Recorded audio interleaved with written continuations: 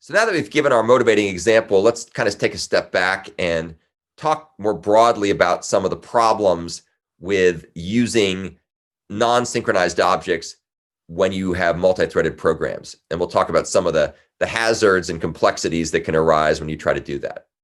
And those complexities are going to involve issues of starvation, issues of deadlock, and so on and so forth. So first question here is, what's the output going to be from our BuggyQueue program?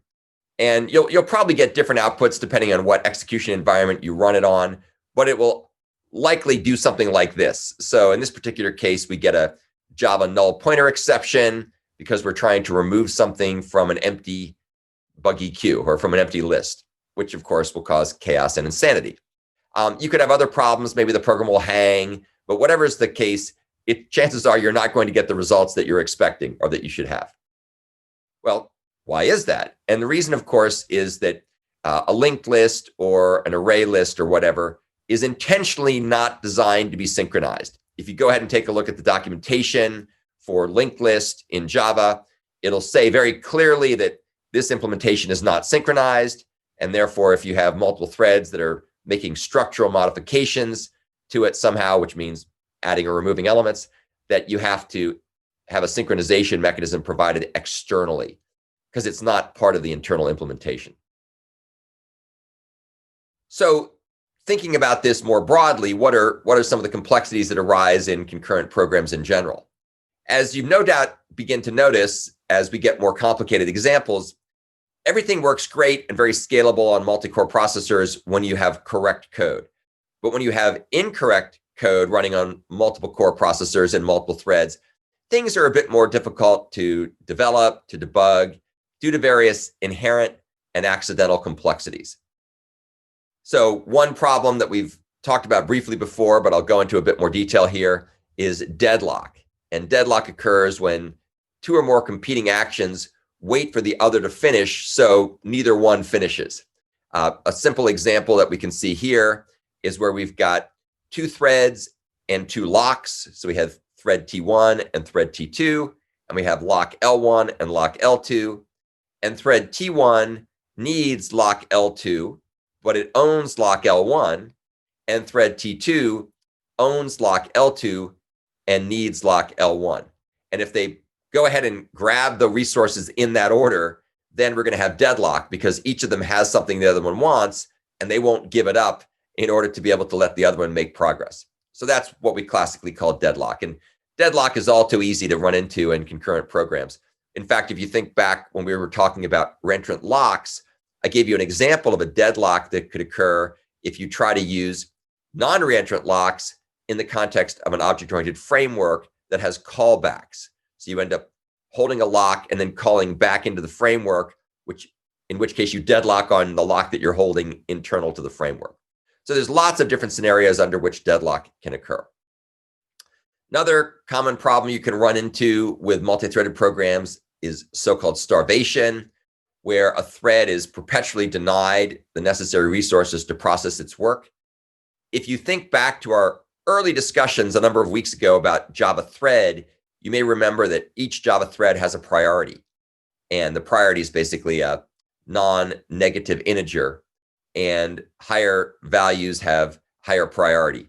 And the idea in the scheduling mechanisms that are available in Java and the underlying operating system kernels is that as long as there are higher priority threads that are available and ready to run, they should be running at the expense of lower priority threads that are not going to run. So if you have some very low priority thread and lots of other higher priority threads, then the thread that's the lower priority one could be starved out and would actually never have a chance to run.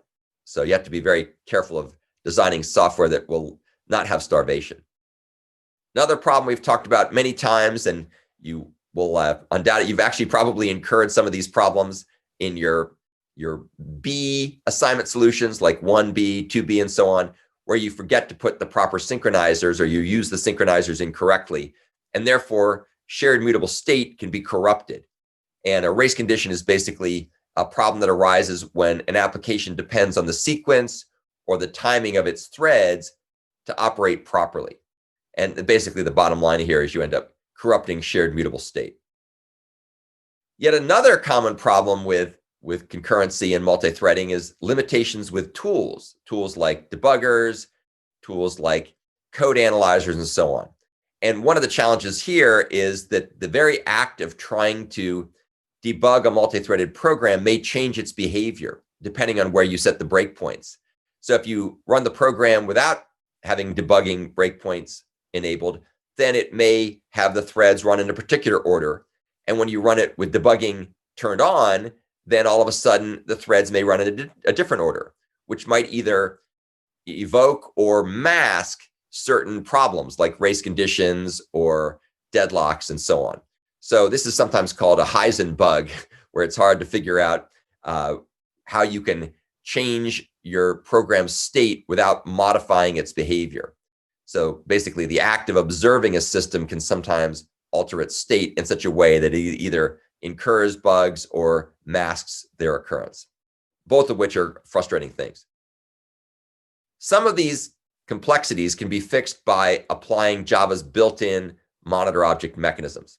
So for example, you can avoid race conditions by using synchronized methods or synchronized statements. That's kind of the classic way to do it. There are also a bunch of other techniques and tools and patterns that you can apply to debug concurrent software. And you might want to take a look at this Dr. Dobbs article from many years ago, 2007 or so, which still has lots of good advice that's worth thinking about and perhaps following today. So one thing you can do to make yourself a better concurrent programmer is to use well-established patterns and frameworks for concurrency and synchronization, such as the ones that you'll find in these books. There's a wonderful book written by Doug Lee many years ago about concurrent programming in Java, where he talks about lots of patterns and idioms for programming with Java threads. That book's a little long in the tooth, but it still has a lot of great ideas. I've written some books over time that also talk about various patterns which are still relevant today. Something else that's important, which you have hopefully seen from this class, is conducting code reviews. So if you write code and you're perhaps still learning the patterns and idioms of concurrent programming, it's a good idea to have someone more experienced take a look at the code and provide you feedback. That's exactly what we do in this class.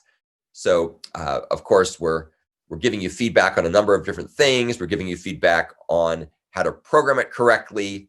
We have all these unit tests that kind of provide you code reviews as well, because they give you feedback and say, hey, you're doing this incorrectly. You're not releasing the lock in the right place, et cetera, et cetera. But in general, a combination of automated and manual code reviews are very, very useful. It also helps to have automated analysis tools. Our unit tests are one example of this, but there's also many other kinds of examples. And people have written very powerful static analysis and dynamic analysis tools that look for hazards and race conditions and deadlocks and so on in concurrent code. They're typically a little tricky to use and rarely come for free, but if you're really serious about writing concurrent programs, it's very important to know how to use those tools. Something else you can do is you can instrument your code with logging and tracing statements. Some of you have no doubt noticed that it's a little hard to use the debugger with the unit tests because of the heavy use of reflection.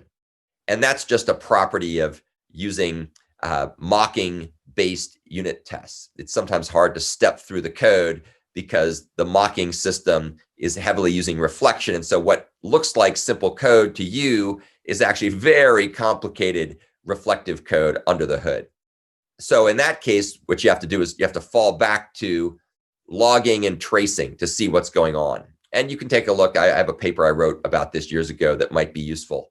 And if you Google logging and tracing, it can be instructive as well. It's usually pretty easy. You just put basically println statements in your code that print out the values of the various fields to see what they are at various points in time.